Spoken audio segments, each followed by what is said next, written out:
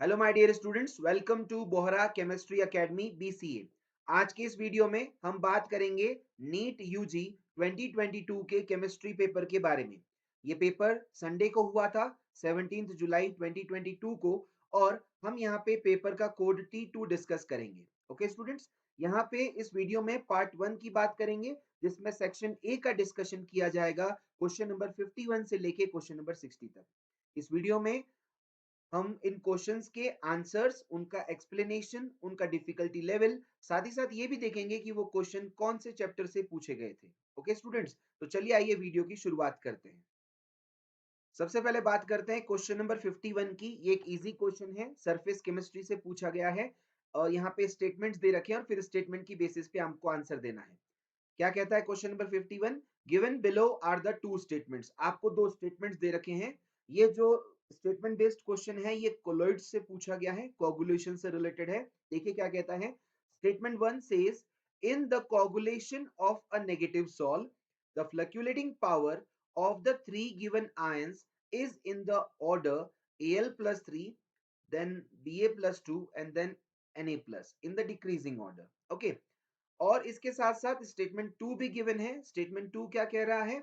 In the coagulation of a positive salt the flocculating power of the three salts is in the order NaCl, Na2SO4, Na3PO4 in the decreasing order. In the light of the above statements, choose the most appropriate answer from the option given below. तो एक बार इन statements को समझते हैं कि ये क्या कह रहे हैं, फिर हम ऑप्शन की बात करते हैं। पहला स्टेटमेंट जो कह रहा है वो कह रहा है कि जब आप किसी नेगेटिव सॉल्ट का कोगुलेशन करते हैं तो उसके लिए जो फ्लक्चुएटिंग पावर है आयंस की वो है Al plus 3 and then it is Ba plus 2 and then Na plus. ठीक है। दूसरा स्टेटमेंट कह रहा है in the coagulation of a positive salt, जो पॉजिटिव सॉल्ट का कोगुलेशन करेंगे उसके लिए जो सॉल्ट्स की जो आपके पास फ्लक्चुएटिंग पावर दे रखी है वो है NaCl, Na2SO4 और Na3PO4 in the decreasing order. ठीक है। अब इसके लिए क्या ऑप्शन गिवन है जरा देखिए एक बार ध्यान से। Option 1 says both statement 1 and statement 2 are incorrect. Option 2 says statement 1 is correct but statement 2 is incorrect. Option 3 says statement 1 is incorrect but statement 2 is correct. And fourth option says both statement 1 and statement 2 are correct. ठीक है। इस question का सही answer है answer 2, means first statement correct है और second statement incorrect है। Okay. अब इसका एक्सप्लेनेशन देखते हैं। इसका एक्सप्लेनेशन हम दे पाएंगे हार्डी सुलजे रूल से। According to Hardy Schulze rule, okay, क्या कहता है ये rule? The flocculating power of a cation increases with the increase in the charge on cation of electrolyte in the case of negatively charged colloid. Means अगर किसी negative charge colloid का coagulation करना है तो उसके लिए जो कैटायन की फ्लक्चुएटिंग पावर है वो कैटायन के चार्ज के, मतलब जो इलेक्ट्रोलाइट का कैटायन है उसके चार्ज के बढ़ने पर बढ़ेगी, मतलब डायरेक्टली प्रोपोर्शनल होगी।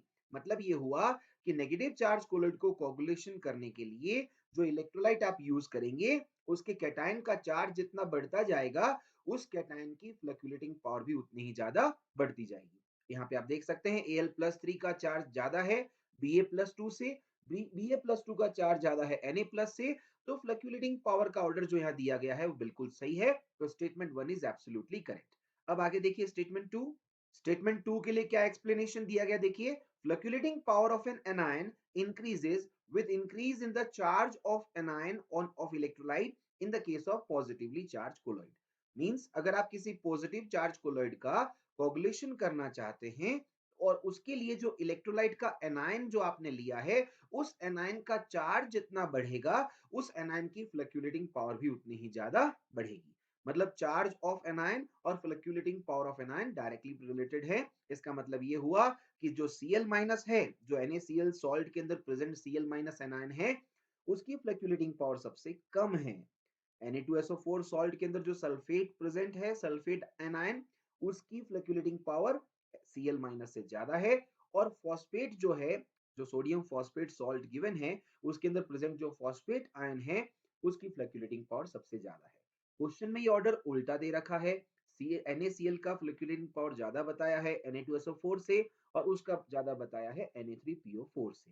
इसका मतलब ये हुआ कि जो स्टेटमेंट 2 में जो ऑर्डर दे रखा है वो गलत है और स्टेटमेंट 1 जो है वो बिल्कुल सही है क्योंकि वहां पे सही ऑर्डर दिया गया है, इसलिए करेक्ट आंसर हो जाएगा 2 because statement 1 is correct and statement 2 is incorrect. I hope students आपको समझ में आया होगा। चलिए आइए नेक्स्ट क्वेश्चन की बात करते हैं, क्वेश्चन नंबर 52। क्वेश्चन नंबर 52 जो है वो एक इजी क्वेश्चन है, पॉलीमर चैप्टर से है, स्ट्रेट फॉरवर्ड है, आप आराम से जवाब दे सकते हैं। क्या कह रहा है देखिए, which statement regarding polymers is not correct। अब देखो स्टूडेंट्स, ये नॉट पे फोकस करना कि आपको यहाँ पे नॉट करेक्ट बताना है, मतलब आपके पास चार ऑप्शन में से तीन बातें जो कही गई, तीन स्टेटमेंट जो दिए जाएंगे वो करेक्ट होंगे, एक जो होगा वो इनकरेक्ट होगा, वो नॉट करेक्ट होगा। ओके, तो जरा देखते हैं क्या ऑप्शन दिए गए। पहला ऑप्शन कहता है, first option says fibres possess high tensile strength. Second option says thermoplastic polymers are capable of repeatedly softening and hardening on heating and cooling respectively. Option 3 says thermosetting polymers are reusable, and option fourth says elastomers have polymer chain held together by weak intermolecular forces। इस question का correct answer है 3, मतलब जो first second और fourth statement है वो बिल्कुल सही है, थर्ड स्टेटमेंट है वो गलत है। तो चलिए आइए इसको समझते हैं एक्सप्लेनेशन से कि ऐसा क्यों है। तो देखिए एक्सप्लेनेशन इस क्वेश्चन के लिए, सबसे पहली बात देखिए, thermoplastic polymers are the linear or slightly long chain molecules capable of repeatedly softening and hardening on cooling।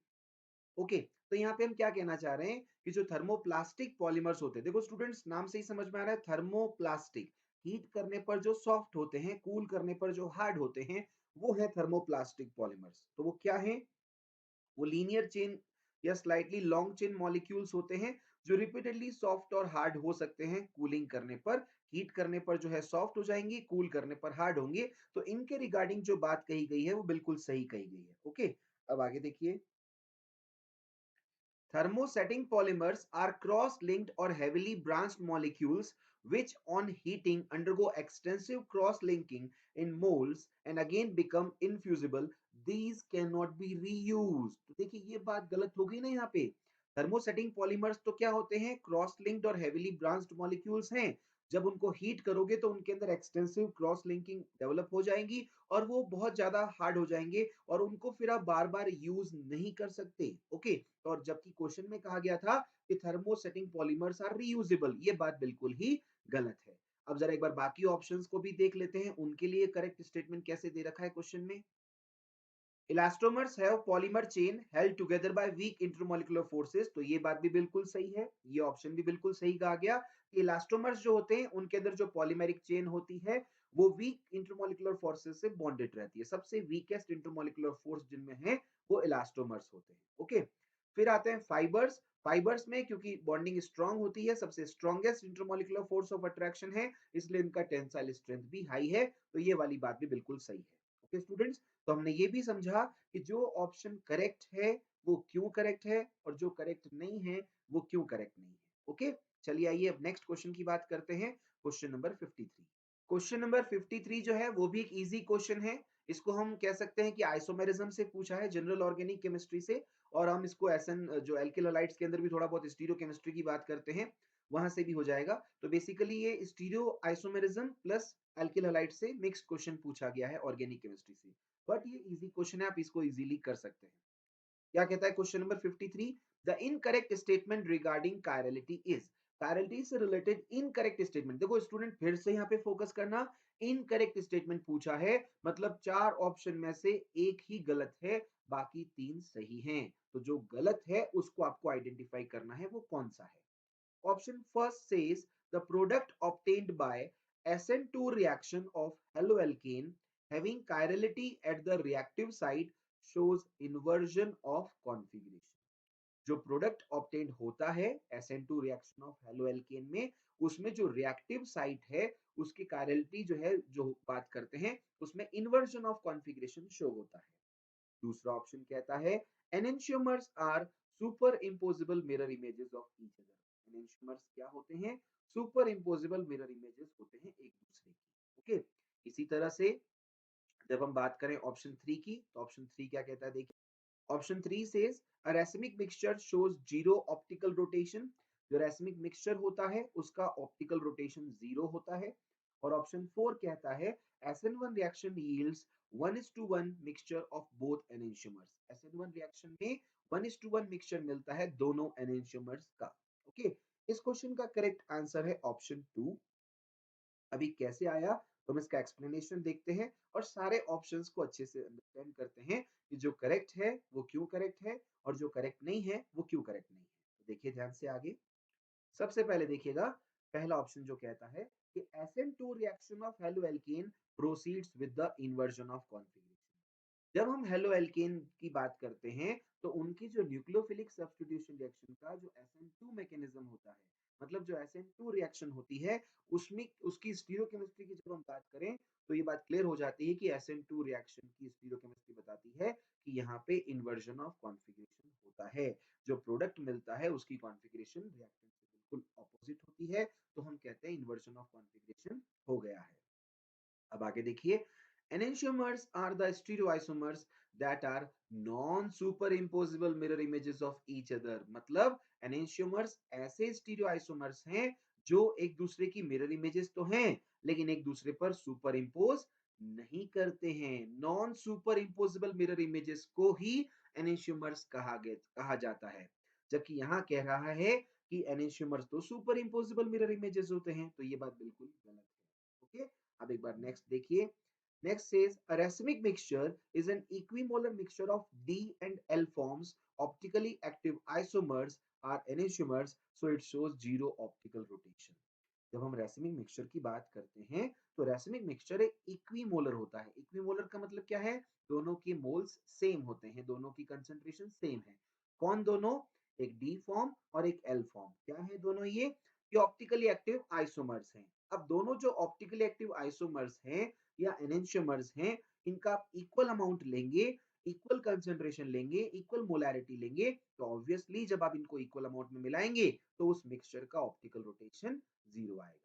तो ये बात भी बिल्कुल करेक्ट है। अब आगे देखिए नेक्स्ट।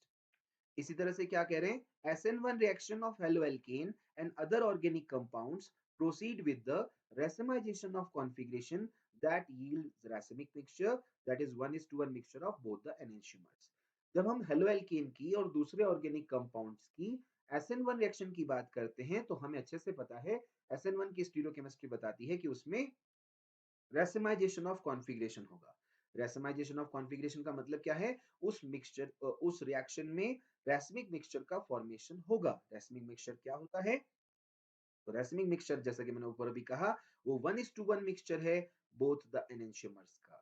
तो जब एनेंशियोमर्स की बात हो रही है, 1:1 मिक्सचर की बात हो रही है, रेसिमिक मिक्सचर की बात हो रही है, तो ऑब्वियसली हम क्या कह रहे हैं कि SN1 रिएक्शन में रेसिमाइजेशन होता है। तो हमने अच्छे से देखा कि जो ऑप्शन करेक्ट है, 3 ऑप्शंस वो कौन से करेक्ट हैं, क्यों करेक्ट हैं और जो इनकरेक्ट हैं वो क्यों इनकरेक्ट हैं। ठीक है? अब हम आगे बात करते हैं नेक्स्ट क्वेश्चन की, क्वेश्चन नंबर 54। देखिए ध्यान से। Question number 54 carboxylic acid and it's derivative से क्वेश्चन पूछा गया है ये।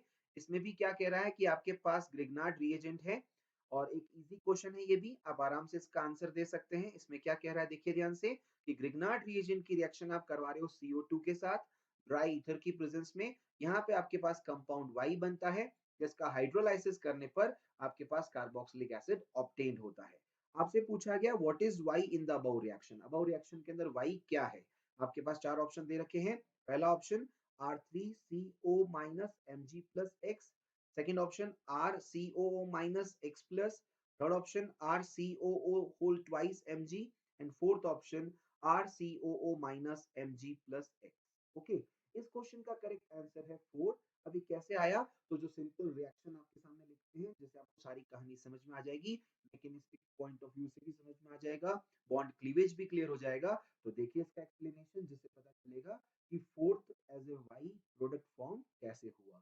ठीक है, तो देखिए ध्यान से। जैसा कि हम जानते हैं स्टूडेंट्स, ग्रिग्नार्ड रिएजेंट के अंदर क्या होता है? आर की इलेक्ट्रॉन डेंसिटी ज्यादा रहती है। R will have minus charge, partial negative charge and partial positive charge will be on magnesium. यहाँ पे जब हम सी डबल बॉन्ड ओ की बात करें तो ओ की इलेक्ट्रॉन नेगेटिविटी ज्यादा है, तो पाई इलेक्ट्रॉन का डिस्प्लेसमेंट कहाँ रहेगा? ओ की तरफ। और सी पे इलेक्ट्रॉन की डेफिशिएंसी है तो आर आके कहाँ जुड़ेगा? सी पे। और ये जो बॉन्ड क्लीवेज होगा तो इलेक्ट्रॉन डेंसिटी ओ पे ज्यादा हो जाएगी। So what will form? RCOO Mg+X।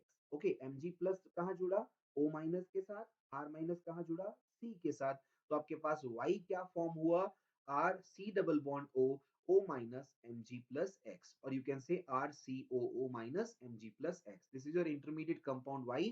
इसका जब हाइड्रोलाइसिस करेंगे तो आपके पास प्रोडक्ट फॉर्म होगा RCOOH प्लस MgOH X।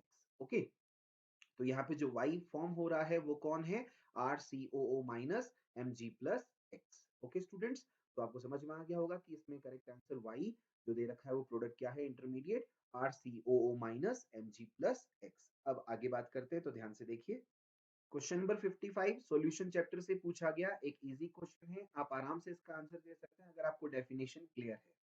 देखिए क्या कह रहा है question, in 1 molar solution that contains 0.5 moles of solute there is, मतलब कि जब हम 1 मोलर सॉल्यूशन की बात करें, ध्यान देना 1 मोलर, ओके, जिसमें 0.5 मोल्स ऑफ सॉल्यूट होंगे, वो किसमें होंगे, तो वो होगा 500 gram of solvent, option 1। Option 2 says 100 ml of solvent, option 3 says 1000 gram of solvent, and option 4 says 500 ml of solvent। इस क्वेश्चन का करेक्ट आंसर है आंसर 1। देखो स्टूडेंट्स, थोड़ा सा दिमाग लगाओ तो ये क्वेश्चन आप इजीली कर सकते हो बिना इसको पेन चलाए, बिना इसमें थोड़ा सा भी दिमाग लगाए। कैसे कि आप बात करें मोलैलिटी की, मोलैलिटी में तो आप मास ऑफ सॉल्वेंट लिखते हैं, इसका नहीं एमएल की जरूरत तो है नहीं। तो क्वेश्चन नंबर जो 55 है, इसका आंसर 2 और 4 तो नहीं होगा।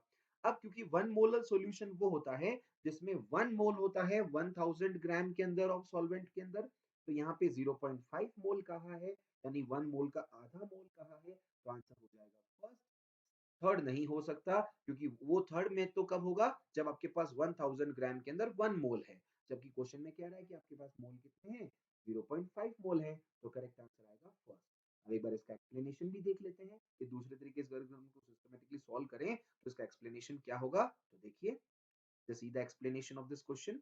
सबसे पहले तो देखिए definition, molality is defined as the number of moles of solute dissolved per kg of solvent, therefore 500 gram 1 molar solution contains 0.5 moles of solute as। तो आप देखिए मोलैलिटी का formula, number of moles of solute upon mass of solvent in KG. जो values आपके पास given है, molality 1 है, moles of solute 0.5 है, तो मास ऑफ सॉल्वेंट आप आराम से डिटरमाइन कर सकते हैं फॉर्मूले से भी। तो देखिए कैसे होगा, तो हमने फॉर्मूले में वैल्यूज पुट कर दी, मोलैलिटी है 1, मोल्स ऑफ सॉल्यूट है 0.5, mass of solvent in KG आपको डिटरमाइन करना है, तो मास ऑफ सॉल्वेंट आ जाएगा 0.5 केजी और W is equal to 500 gram. Okay students, तो मैं उम्मीद करता हूँ मैंने दोनों तरीके से समझा दिया। आप इसको सिस्टमेटिकली फॉर्मूले में वैल्यू पुट करके करना चाहते हैं तो भी आ जाएगा, डायरेक्ट करना चाहते हैं तो भी आ जाएगा। इजी क्वेश्चन है, आई होप सबने सही किया होगा और सबको यहाँ पे समझ में भी आया होगा कि कैसे इसका आंसर आया। अब आगे बात करते हैं क्वेश्चन नंबर 56 की। क्वेश्चन नंबर 56 हाइड्रोजन चैप्टर से पूछा गया है, एक इजी क्वेश्चन है, मैचिंग बेस्ड क्वेश्चन है। यहाँ पे आपको पास क्या कह रहा है क्वेश्चन, देखिए 56, मैच लिस्ट 1 विद लिस्ट 2। आपके सामने दो लिस्ट दे रखी हैं।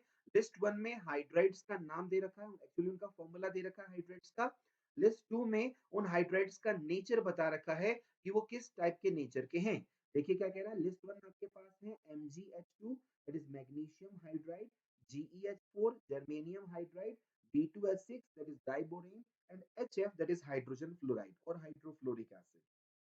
यहाँ पे आपके सामने जो इनका नेचर दे रखा है लिस्ट बी के अंदर, लिस्ट सेकंड के अंदर, वो क्या क्या है, electron precise, electron deficient, electron rich और आयनिक। यानी ये जो हाइड्राइड्स हैं इनके लिए आपको ये चार इनके नेचर दे रखे हैं। अब क्वेश्चन में क्या क्या ऑप्शन गिवन है, देखिए क्या पूछ रहा है आगे।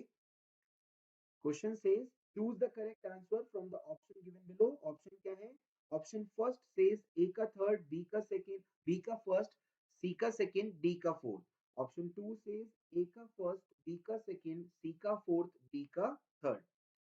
ऑप्शन थ्री सेज ए का सेकंड, बी का थर्ड, सी का फोर्थ, डी का first, and option fourth says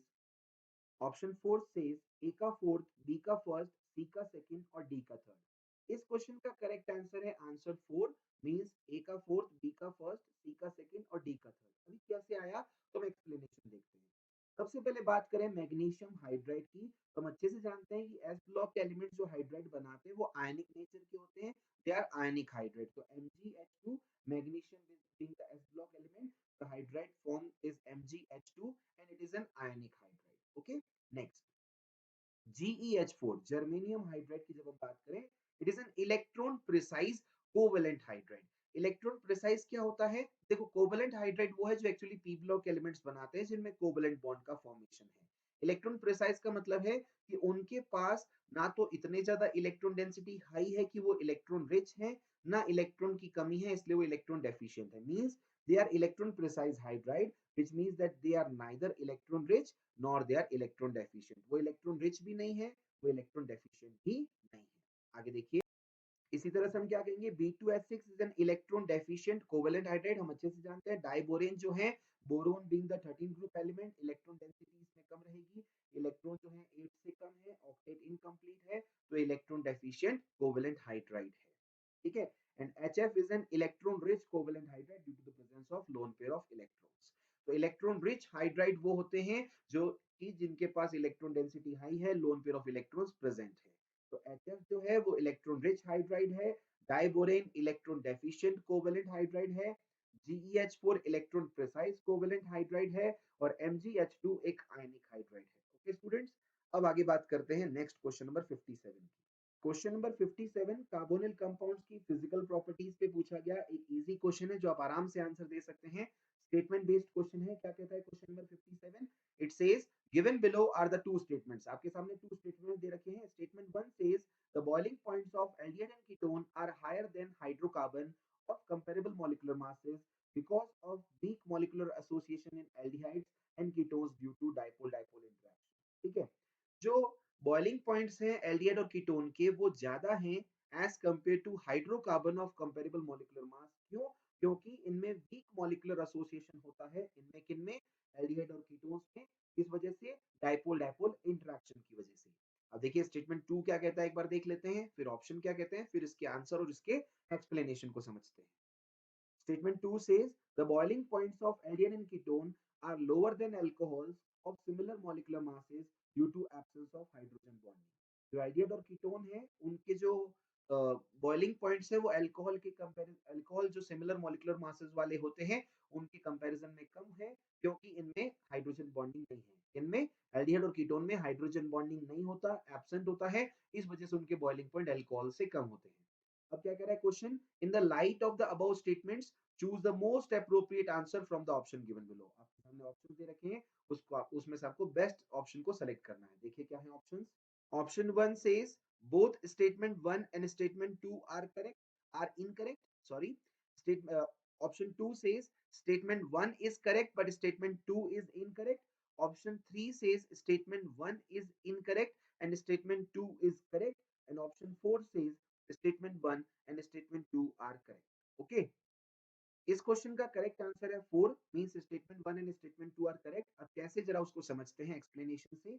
the boiling points of aldehyde and ketone are higher than hydrocarbons of comparable molecular masses due to weak molecular association in aldehydes and ketones arising out of dipole dipole interaction. सीधी सी बात है, aldehyde और ketone के अंदर dipole dipole interaction होता है जिस वजह से उनका वीक मॉलिक्यूलर एसोसिएशन होगा, और उनका जो, क्योंकि हाइड्रोकार्बन के अंदर तो कोई भी अट्रैक्शन फोर्स नहीं है, सिर्फ वंडरवॉल फोर्स ऑफ अट्रैक्शन है, जबकि यहाँ पे आपके पास डाइपोल डाइपोल अट्रैक्शन फोर्स देखने को मिल रहा है। इसलिए एल्डिहाइड कीटोन का बॉइलिंग पॉइंट जो है वो hydrocarbon of comparable molecular mass से ज्यादा होगा। ठीक है। अब दूसरा कंपैरिजन किसका किया गया, देखिए ध्यान से। दूसरा कंपैरिजन में ही कहा गया कि alcohols involve intermolecular hydrogen bonding because of which the boiling points of aldehyde and ketones are lower than those of alcohols of similar molecular masses। Aldehyde ketone के अंदर हाइड्रोजन बॉन्डिंग नहीं होती, जबकि अल्कोहल के अंदर इंटरमॉलिक्यूलर हाइड्रोजन बॉन्डिंग होती है, जिसके कारण ही एल्डिहाइड कीटोन का boiling point alcohol of similar molecular masses से कम है। तो स्टेटमेंट 1 भी करेक्ट है, स्टेटमेंट 2 भी करेक्ट है। एल्डिहाइड कीटोन से फिजिकल प्रॉपर्टी से ये इजी क्वेश्चन यहाँ पे पूछा गया है, जिसका हमने एक्सप्लेनेशन आपको दिया है। अब आगे बात करते हैं नेक्स्ट क्वेश्चन की, क्वेश्चन नंबर 58। क्वेश्चन नंबर 58 एक इजी क्वेश्चन है जो कि एल्डिहाइड कीटोन से पूछा गया है। क्या कह रहा है यहाँ पे, मैचिंग बेस्ड क्वेश्चन है ये। तो match list 1 with list 2। List 1 में आपके पास कुछ प्रोडक्ट के नाम दे रखे हैं, और लिस्ट 2 में आपके पास reaction of carbonyl compound with, यानी वो कैसे फॉर्म होंगे, कार्बोनिल कंपाउंड की रिएक्शन किससे कराएं तो वो प्रोडक्ट फॉर्म होंगे। ओके, तो वो आपको बताना है। देखिए ऑप्शन लिस्ट 1 में क्या क्या दे रखा है आपके पास। You have given the name of the product cyanohydrin acetal Schiff base oxime, these are the products formed which are given in list 1। List 2 में क्या दे रखा है? कार्बोनिल कंपाउंड की रिएक्शन किसके साथ कराएं जिनसे प्रोडक्ट फॉर्म होंगे? A is NH2OH hydroxylamine, second is RNH2 that is primary amine, third is alcohol and fourth is HCN. अब इसके लिए क्या ऑप्शन गिवन है? देखिए क्या कह रहा है क्वेश्चन में। Question says choose the correct answer from the option given below. आपके सामने ऑप्शन गिवन है। ऑप्शन फर्स्ट सेज ए का सेकंड, बी का थर्ड, सी का फोर्थ, डी का first. Option second says A का फर्स्ट, बी का थर्ड, सी का सेकंड, डी का fourth. Option third says A का फोर्थ, बी का थर्ड, सी का सेकंड, डी का first. And option fourth says A का थर्ड, बी का फोर्थ, सी का सेकंड एंड डी का फर्स्ट। इस क्वेश्चन का करेक्ट आंसर है 3। और वो कैसे आया हम उसका एक्सप्लेनेशन देखते हैं। तो हमको क्या करना होगा, हम कार्बोनिल कंपाउंड्स की रिएक्शन इन सभी के साथ देखेंगे, रिएजेंट्स के साथ कैसे प्रोडक्ट फॉर्म होता है। तो देखिए सबसे पहला, reaction of carbonyl compound with HCN gives cyanohydrin. जब हम कार्बोनिल कंपाउंड्स की रिएक्शन HCN से कराते हैं तो वहां से साइनोहाइड्रीन फॉर्म होता है। ओके, तो जैसे हमने एग्जांपल लिया एथेनॉल का, इसकी रिएक्शन HCN से कराई, एसिटल्डिहाइड और ethanol, when it reacts with HCN it gives cyanohydrine। cyanohydrine का मतलब क्या होता है कि इसमें साइनो ग्रुप भी है, साइनो फंक्शनल ग्रुप भी है, साइनाइड भी है और OH अल्कोहल फंक्शनल ग्रुप भी है। ओके, अब आगे देखिए, reaction of carbonyl compounds with alcohol gives acetal. जब हम कार्बोनिल कंपाउंड की रिएक्शन अल्कोहल से कराते हैं तो वहां से एसिटल मिलता है। तो आपने एल्डिहाइड लिया, एसिटल्डिहाइड, एथेनॉल, इसकी रिएक्शन अल्कोहल से कराई, एसिडिक मीडियम में रिवर्सिबल रिएक्शन है, तो यहाँ से आपके पास एसिटल का फॉर्मेशन होगा। इसी तरह से आगे देखिए, reaction of carbonyl compound with RNH2 that is primary amine gives Schiff base। Acetaldehyde हमने लिया, एथेनॉल, इसकी रिएक्शन प्राइमरी अमीन RNH2 से कराई तो हमारे पास Schiff बेस का फॉर्मेशन हुआ CH3CH double bond NR। Okay, फिर जब हम बात करें फोर्थ, तो हमने जब कार्बोनिल कंपाउंड की रिएक्शन हाइड्रोक्सिल अमीन से NH2OH से कराई तो वहां से हमारे पास ऑक्सिन का फॉर्मेशन हुआ, तो हमने लिया एसिटल्डिहाइड, एथेनॉल और इसकी रिएक्शन कराई NH2OH हाइड्रोक्सिल अमीन के साथ, तो यहाँ से हमारे पास ऑक्सिन का फॉर्मेशन हुआ CH3CH डबल बॉन्ड NOH, ये हमारे पास ऑक्सिन बना। तो इस तरह से हमने देखा कि कार्बोनिल कंपाउंड की रिएक्शन सभी रिएजेंट से कराने पर कैसे प्रोडक्ट फॉर्म हुए। तो एक इजी क्वेश्चन था, आई होप आपको समझ में आया होगा। अब आगे बात करते हैं next question number 59। Question number 59 एक मॉडरेट क्वेश्चन है क्योंकि इसमें गैसियस स्टेट के साथ साथ सॉल्यूशन चैप्टर से भी मिक्स करके क्वेश्चन ये बनाया गया है और बहुत ही अच्छा और बहुत ही प्यारा क्वेश्चन है। तो देखिए क्या कहता है question, which one is not correct mathematical equation for Dalton's law of partial pressure? Here P is equal to the total pressure of gaseous mixture। Gaseous state chapter में जब हम बात करते हैं तो वहां पे अपन Dalton law of partial pressure की बात करते हैं।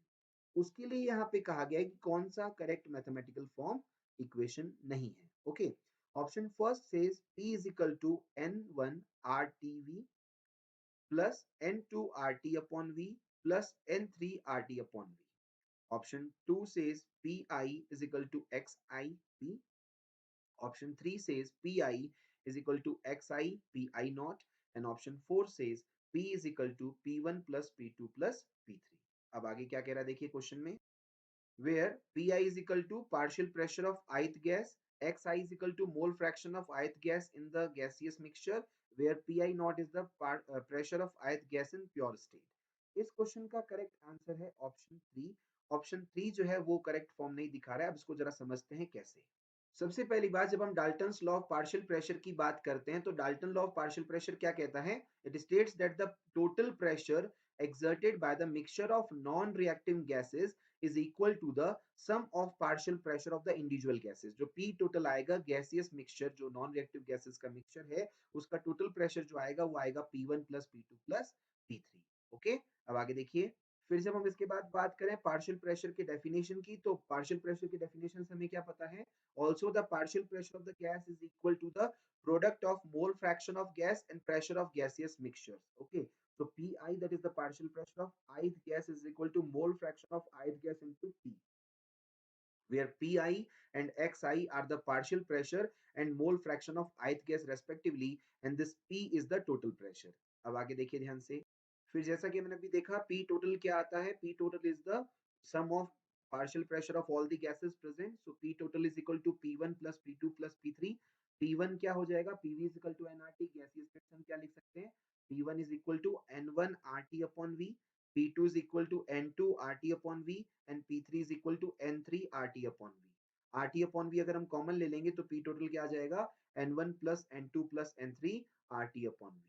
ओके स्टूडेंट्स, तो मैं उम्मीद करता हूँ आपको ये समझ में आया होगा क्वेश्चन। हालांकि इजी की कैटेगरी में, लेकिन दो चैप्टर के कंसेप्ट को आपको मिक्स करके अप्लाई करना है। गैसीय स्टेट में डाल्टन्स लॉ भी लगाना है, आइडियल गैस इक्वेशन भी लगानी है और पार्शियल प्रेशर का डेफिनेशन भी यहाँ पे अप्लाई करना है। तो इस तरह से हम इसको मॉडरेट की कैटेगरी में रख सकते हैं। चलिए आइए बात करते हैं नेक्स्ट क्वेश्चन नंबर 60 की।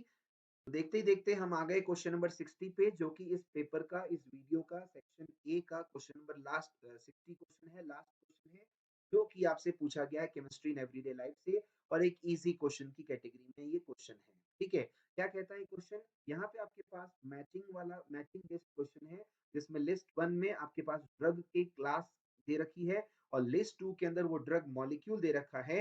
मींस लिस्ट वन में उस ड्रग का नाम है, ड्रग का टाइप है, उसका क्या क्लास है और ड्रग कौन सा है, वहां पे कौन उसका एग्जाम्पल है, वो लिस्ट टू में दे रखा है। तो we are having antacids, antihistamines, analgesics and antimicrobials in list 1, and in list 2 we are having salvestrant, morphine, cimetidine and saldane. Okay, अब आपसे क्या कहा गया है? Choose the correct answer from the option given below. तो मैं एक बार जल्दी से आपके सामने ऑप्शन देख लेता हूँ, फिर हम इसके आंसर और एक्सप्लेनेशन की बात करते हैं। ऑप्शन है आपके सामने। ऑप्शन फर्स्ट सेज ए का थर्ड, बी का फोर्थ, सी का सेकंड, डी का first. Option second says A का फर्स्ट, बी का फोर्थ, सी का सेकंड, डी का third. Option third says A का फोर्थ, बी का थर्ड, सी का फर्स्ट, डी का second, and option fourth says A का थर्ड, बी का सेकंड, सी का फोर्थ, डी का फर्स्ट। इस क्वेश्चन का करेक्ट आंसर है आंसर वन। कैसे आया? तो हम एक बार चारों ड्रग दे रखे हैं, चारों मॉलिक्यूल जो उनके एग्जांपल्स दे रखे हैं, उनको एक बार देख लेते हैं। तो देखिए ध्यान से, सबसे पहले बात करें सिमेंटिडीन की। तो सिमेंटिडीन इज एन एंटासिड। एंटासिड आप सबको पता है क्या होते हैं? एसिडिटी के अगेंस्ट जिनको अपन यूज करते हैं, एसिडिक नेचर जब बढ़ जाता है तो उसके अगेंस्ट जो अपन एंट एसिड्स यूज करते हैं, उसकी कैटेगरी का एक ड्रग मॉलिक्यूल है cimetidine. Okay, Seldane is an antihistamine drug. Histamine release होते हैं एलर्जी के केस में, तो antihistamine, anti allergic drug के फॉर्म में जिसको आप यूज करते हो, उसके अंदर आता है Seldane. Analgesics they are the painkillers, और मॉर्फिन एक एग्जांपल है एनाल्जेसिक का, राइट। और एंटी माइक्रोबियल ड्रग की जब हम बात करें, माइक्रोबियल ड्रग जो अपन यूज करते हैं, एंटी माइक्रोबियल ड्रग जो यूज करते हैं, उसकी कैटेगरी में आता है सेल्वेस्ट्रन। ओके, तो ये चारों ड्रग मॉलिक्यूल जो हैं, वो जिन जिन कैटेगरी से बिलोंग करते हैं, वो हमने यहाँ पे डिस्कस किया। ओके स्टूडेंट्स, तो इस तरह से आपने देखी, हमने बोहरा केमिस्ट्री एकेडमी बीसीए पर नीट यूजी 2022 के केमिस्ट्री पेपर का section A part one section A discuss किया, क्वेश्चन नंबर 51 से क्वेश्चन नंबर 60 में। यहाँ पे हमने कोड T2 को डिस्कस किया है। ये पेपर संडे को हुआ था, 17 जुलाई 2022 को। ओके स्टूडेंट्स, तो मैं उम्मीद करता हूँ मैंने इसमें जो भी क्वेश्चन समझाए हैं, उनका आंसर्स, उनका एक्सप्लेनेशन आपको समझ में आया होगा। अगर कोई बात आपको नहीं समझ में आई है तो आप कमेंट सेक्शन में जरूर मेंशन कीजिए, हम उसको फिर से एक्सप्लेन कर देंगे। ओके, यहाँ पे हमने पार्ट वन डिस्कस किया है, जिसमें सेक्शन ए है। इसी तरह से सब्सिक्वेंट पार्ट्स भी आपको मिलेंगे। तो जो लोग पहली बार इस चैनल पे विजिट कर रहे हैं, उनको मैं बताना चाहूंगा कि नीट यूजी के सारे प्रीवियस ईयर के सॉल्व पेपर्स आपको पार्ट वाइज इसी प्लेलिस्ट में मिलेंगे, NEET previous year question paper के अंदर। तो आप जाके इनको वॉच कर सकते हैं। जैसे जैसे अपलोड होंगे, आपको वहां पे विजिबल होते रहेंगे। चैनल को सब्सक्राइब जरूर कर लीजिएगा, ताकि आपको जो भी पेपर अपलोड होते हैं, आपको जैसे ही चैनल पे, तो उनका नोटिफिकेशन आपको तुरंत मिल जाए। ओके स्टूडेंट्स, मैं उम्मीद करता हूँ आपको समझ में आया होगा, यहाँ पे आपके कंसेप्ट क्लियर हुए होंगे और क्वेश्चन के एक्सप्लेनेशन का आपको मीनिंग क्लियर हुआ होगा। ठीक है, thank you sir, thank you very much students.